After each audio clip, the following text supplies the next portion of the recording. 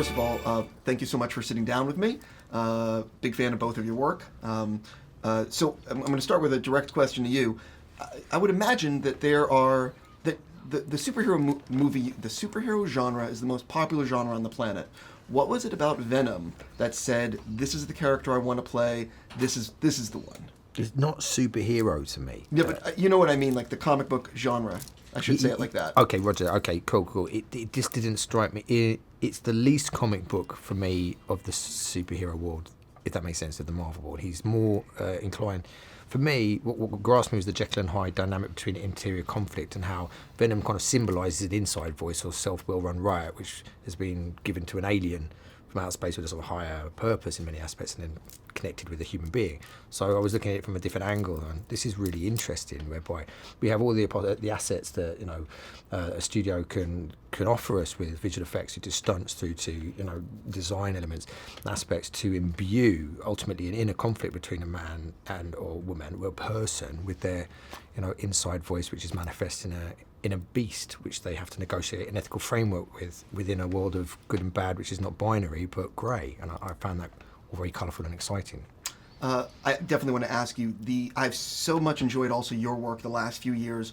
What has it been like for you, being like someone who's been trying to make it, you know what I mean, get a great role, and all of a sudden landing these great parts? I especially love Sisters Brothers, just to name a recent movie. Well, thank you, man. I think the great parts exist in every different scale of film.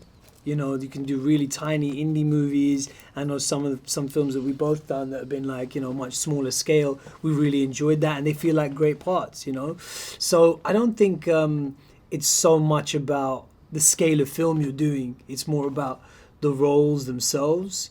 In terms of how it's felt going through this journey, actually, Tom is actually someone who I've known for a long time, and at a few different stages of my career, he's someone who I've reached out to.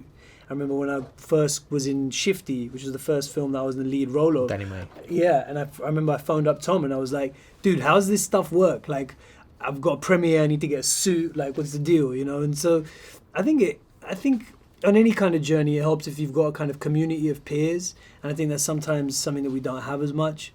But yeah, I'm thankful for the people who've been around me on that journey. You in the National Theatre, weren't you, with that youth theatre thing with Charlie as well? Way back when. No, yes, a version of that, NSTF, yeah.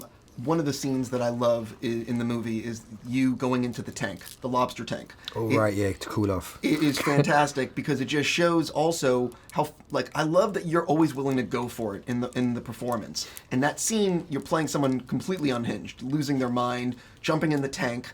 What is it like? Because I heard that was kind of improv the day before, like you thought about going in. We had to build a tank. It was improv, and then a couple of weeks before, because they had to build a tank that would hold my weight, with the lobsters in it as well.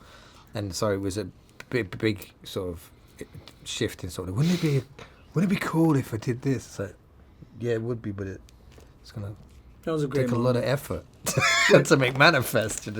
But it was something that I thought was cool, and not just that, I think it was relevant as well because he's heating up, he has a temperature, he needs to eat something alive. And initially it was he ran across the restaurant and put his hand in, or smashed his fist through an aquarium and grabbed the lobster out and bit it and then passed out.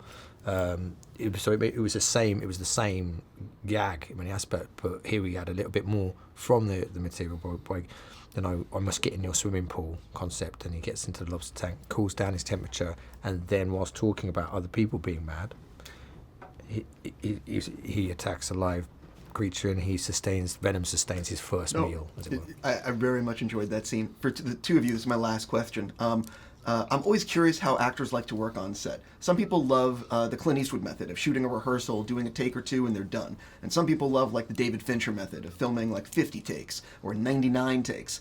How do you two typically like to work, and how has it changed throughout your career?